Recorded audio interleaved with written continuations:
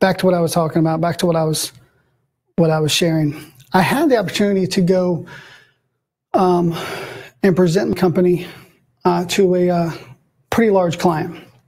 This client has already interviewed multiple studios, and of course, my services is video. That's our primary services, and they wanted to hear our spiel of how we can be different and how we can do our services. So, of course, we went through the regular, this is the type of gear that we shoot with, this is the crew that we work with, the time frame of how we can get things done, what type of work we've done in the past, show examples, and just shared everything that you would share on a normal presentation. Numbers, how much it's going to cost, things like that. And I wanted to, just like any other person that's going to share what they are able to bring to the table with, oh gosh, what's it called? What they would bring to the table with past work, past clients, on the fact that I've worked with, people like Ralph Lauren and the local colleges and the government of Tennessee with their universities, contracted there.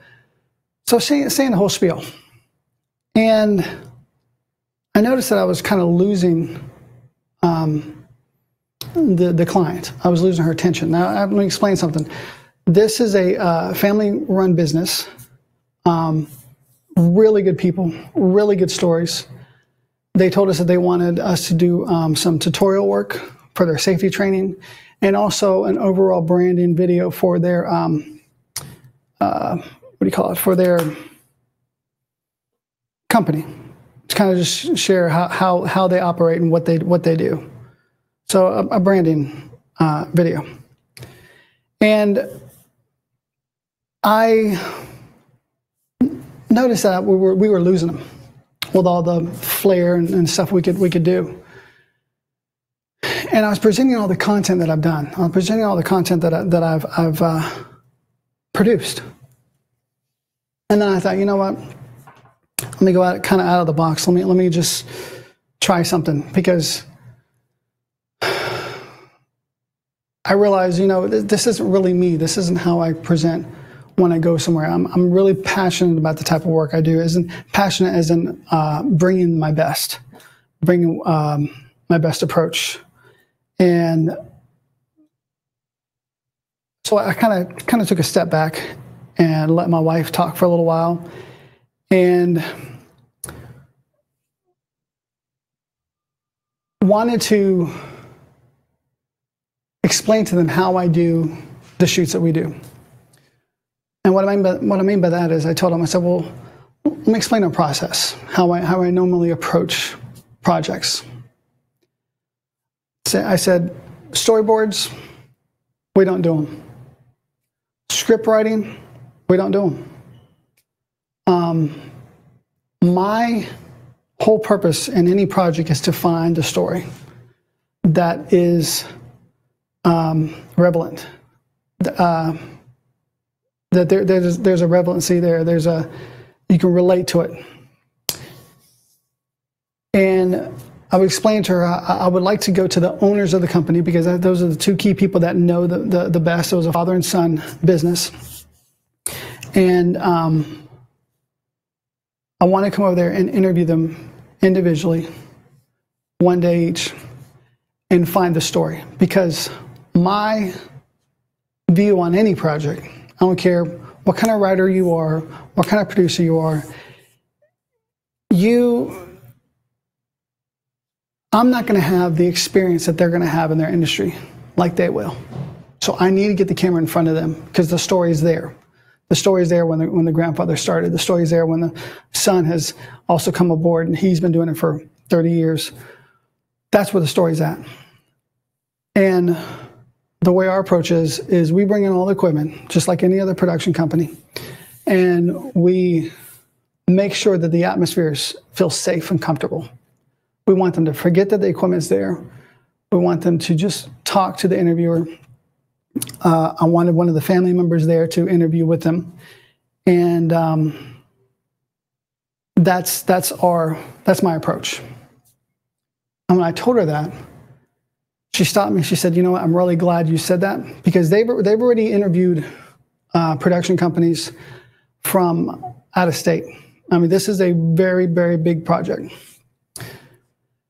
And she said, "I'm glad you said that, because I don't want storyboards and script writing and post-production work for my company or my family. I want to hear my dad and my dad's dad say how they started this massive company that has gone all over the US." And I knew right then, when she was kind of zoning out, that I had her back, because it was relevant. She was able to relate to it. It made a connection with her.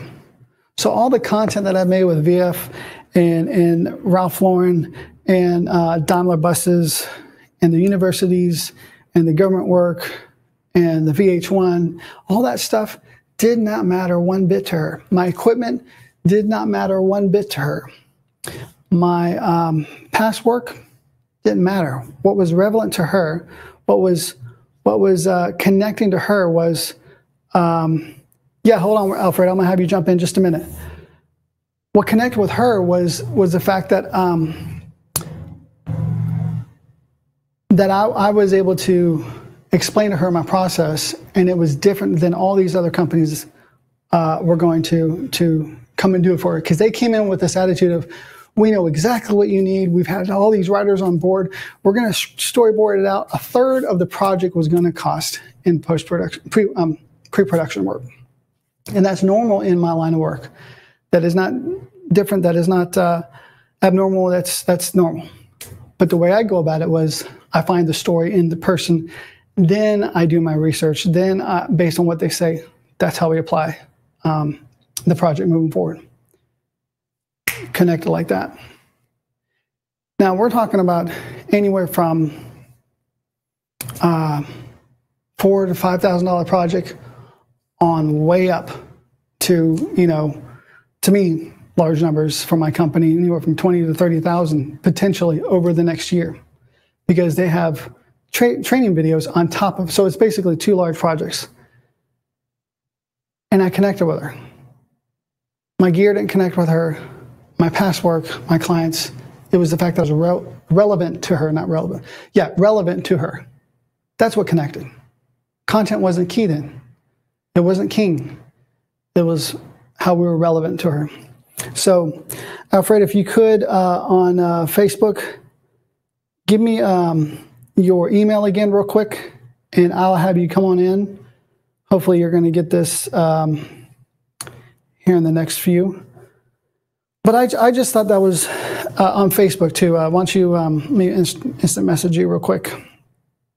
I thought that was really an eye-opener for me, because I came in there ready to actually, I think I already have your email. Yeah, there it is right there. I'm going to send your email right here. And then, let's see.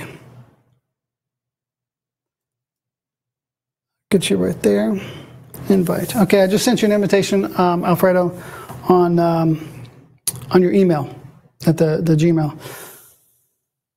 So that was an eye-opener for me. I'm a small company. I'm a small production house, and I was so excited to show her the next best thing that I have in the past work. And she was already confident, based on that I can do the job. But she was looking for something that connected with her, past my ability to do the job. I had that in the bag, because